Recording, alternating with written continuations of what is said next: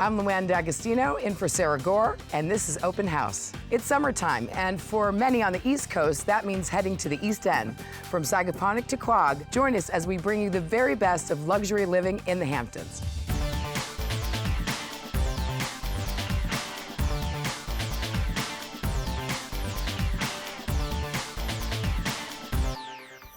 Hello, everyone. I'm absolutely thrilled to be stepping in for Sarah Gore while she's out.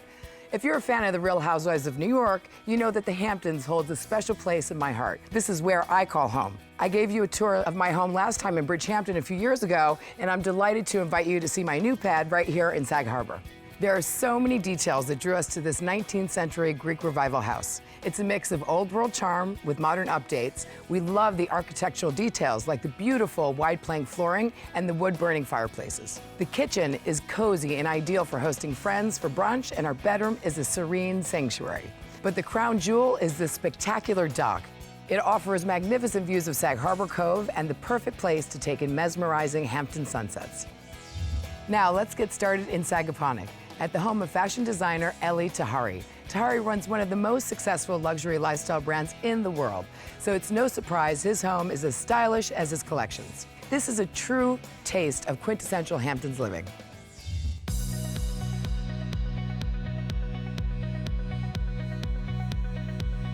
Hello everybody, I'm Elie Tahari and I'm welcoming you into my home in Sagaponack in the Hamptons, the most beautiful spot on earth. And I can't wait to show it to you. My beach house means everything to me. I try to create an environment where it's very earthy, where you can open up the barn doors and see the ocean and see nature. This barn, it's 200 years old. It's pre-steel. There were no nails, and everything inside is rustic, natural, and everything is carved by hand. It's a big project and a piece of art by itself.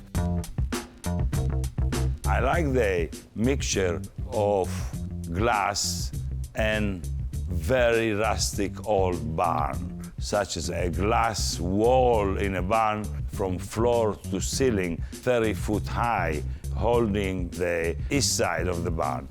Gives it this feeling that you are outdoors. One of my favorite pieces in a house, it's a potato converter belt that's made out of wood. But those days, when they made something, they made it by hand, and they made it so beautiful that I use it as piece of art. When I walk in this room, the energy is what grabs me. It's meant to entertain, living room, fireplace, dining room. Also, I love the fact that the kitchen, it's in the barn.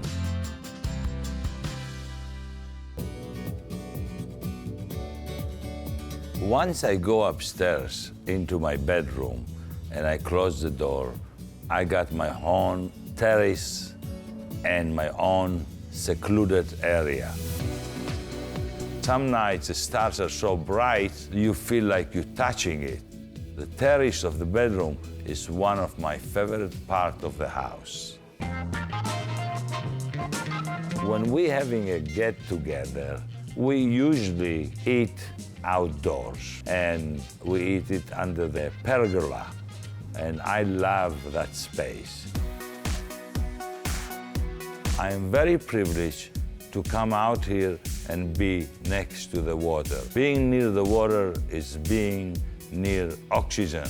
Somebody said, walking along a beach, it's the healthiest energy you can ever receive. I hope you enjoy the tour of my home.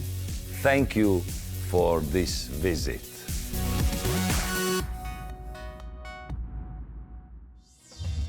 I think the understated elegance of Elie Tahari's home perfectly matches his iconic brand. There is so much more ahead on Open House. Up next, the colorful and unique home of architect Preston Phillips.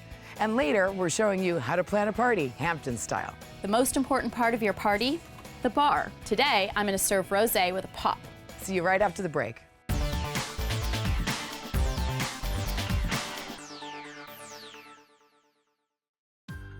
Open House is sponsored in part by Coldwell Banker, the real estate company with real advantages. Find your home today at coldwellbanker.com.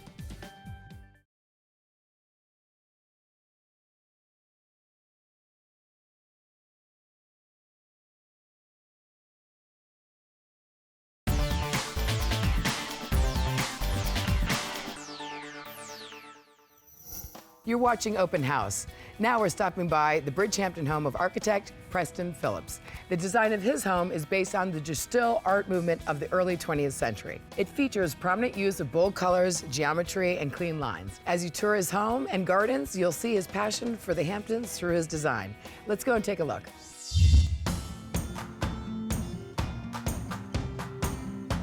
I'm Preston Phillips. Welcome to my Bridgehampton home and studio. Composition red, yellow, and blue, built in 1988.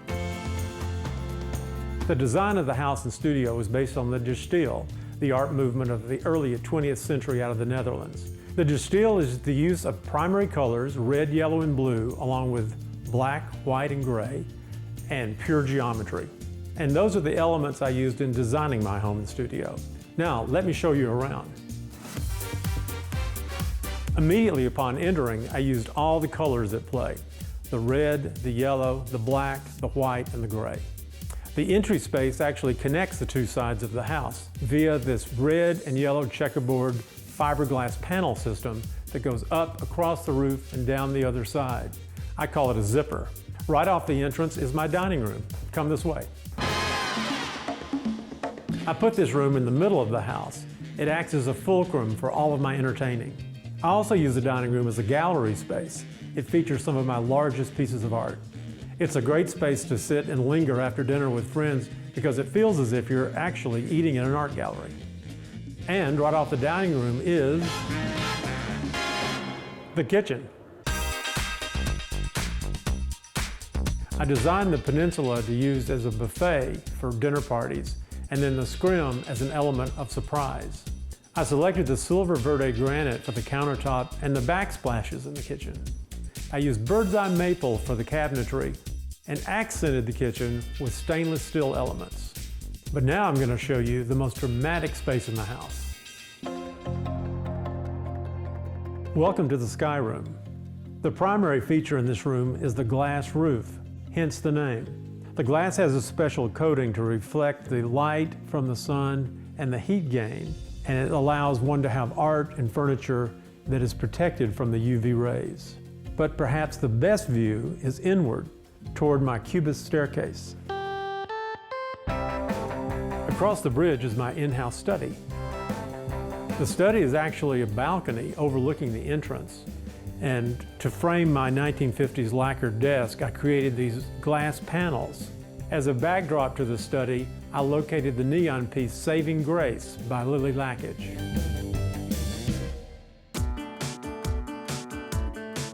The pyramid is geometry in its purest form, and I love the simplicity. Welcome to my studio.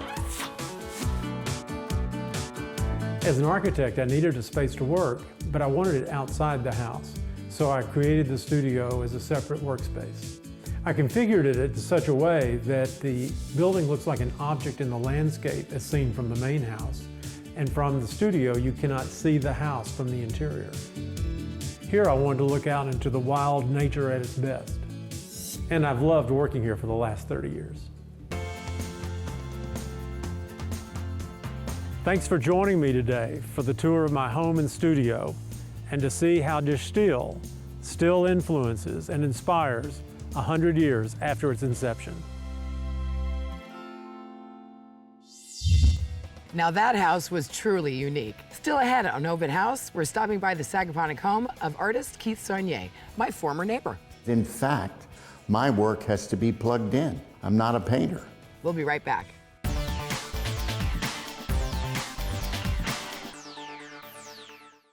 Accommodations for this episode of Open House are provided by Southampton Inn. Recently renovated, the classic Tudor-style inn in the heart of Southampton Village features 90 luxurious guest rooms, expansive manicured lawns, a heated outdoor pool, tennis, and a popular new restaurant, Claude's, with farm-to-table fare. Plan a romantic getaway. Indulge in the art of pure relaxation. Make memories with the entire family. All the fun, all the Hamptons, none of the pretense. Plan your visit at southamptonin.com.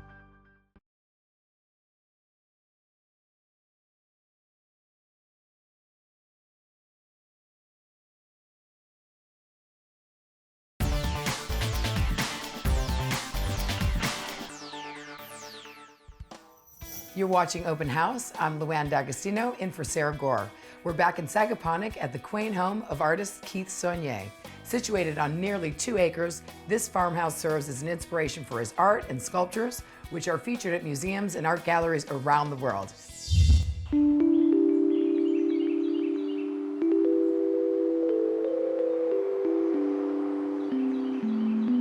Hi, it's Keith Sonier. I'm sitting on the front porch of my Sagaponack house, overlooking my tulip tree and my bamboo grove. Welcome. The old house needed certain basic improvements to the beginning. First of all, I had lived for years in New York in a loft. I liked the enclosure of open space. And when I was here, I realized, well, God, there's a door on every structure here. So I began first by eliminating doors.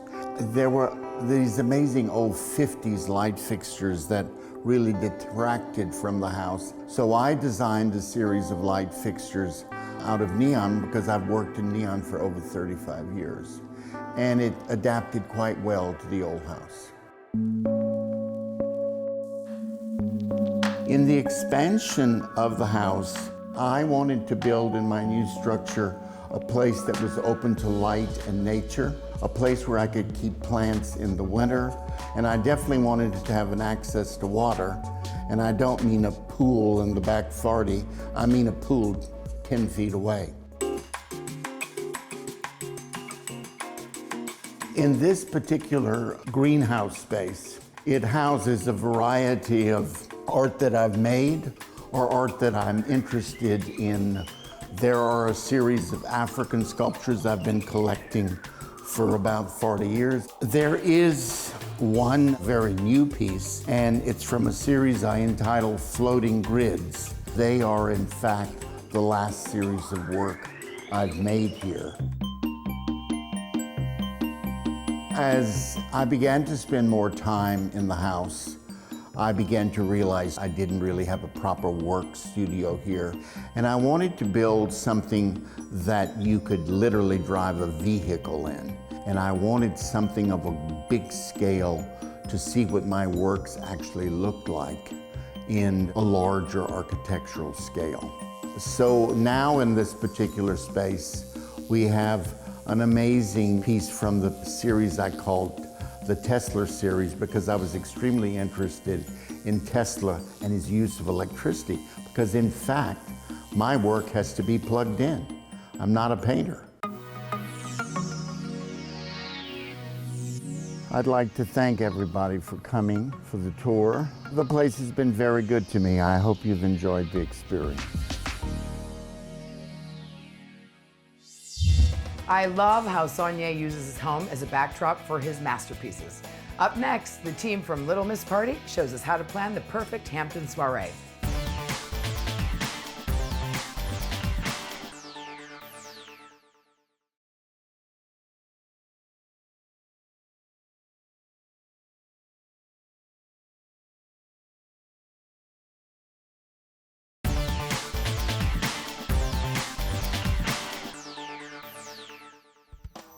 The Hamptons is one of the most celebrated summer escapes. It's renowned for its luxury estates, fine sandy beaches, and of course, its parties. So with that in mind, we're heading to Quag, where Sari Kurtzner from Little Miss Party is sharing tips and style secrets for hosting a swanky backyard soiree.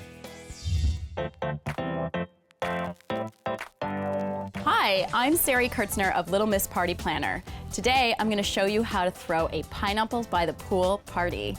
When planning a party, you want to determine a theme. I chose pineapples by the pool. Pineapples are having a very trendy moment, so there's so many fun things we can do with decor.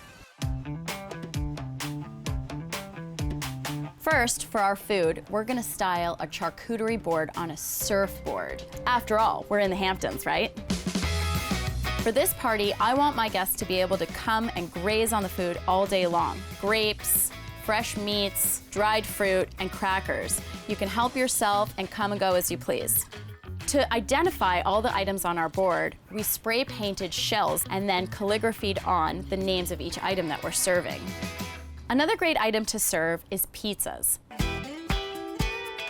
They're so easy to make, and you could pick up the dough at your local pizza store so you're not in the kitchen all night before prepping. One pizza I made is spread with mascarpone and fresh fruit. So healthy and so yummy. And then we have a white pizza, and I'll keep replenishing throughout the party with other pizzas that we've made. The most important part of your party, the bar. I've got a huge cooler that's filled with wine, beer, and water. It's really important to keep your guests hydrated on such a hot day. It's always fun to serve a signature drink at your party. Today, I'm gonna serve rosé with a pop. Fill the glass with rosé, and now I'm gonna drop a popsicle inside, and I'm gonna garnish with a blackberry. Cheers. This is a pool party, so I want my guests to feel relaxed.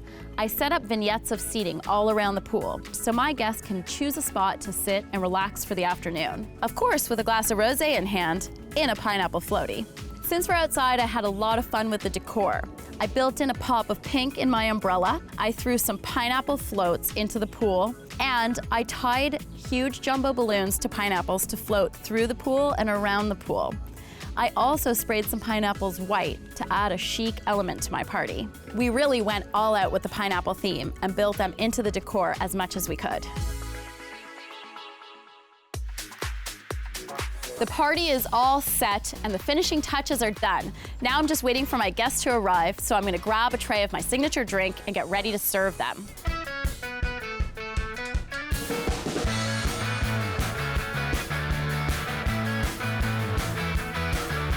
I hope you enjoyed watching today and you learned some tips and tricks about entertaining in your backyard, Hampton style. I think I learned a few tricks that I'll use next time my fellow housewives come over. We're not done yet. Stick around. We're heading to the weekend home of architect Brian Young. Be right back.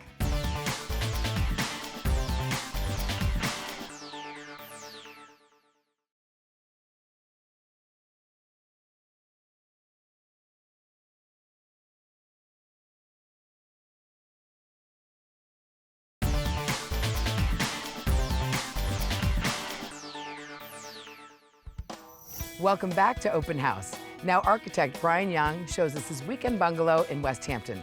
It has a mid-century modern aesthetic with a wide open floor plan and architectural interest at every turn. Take a look.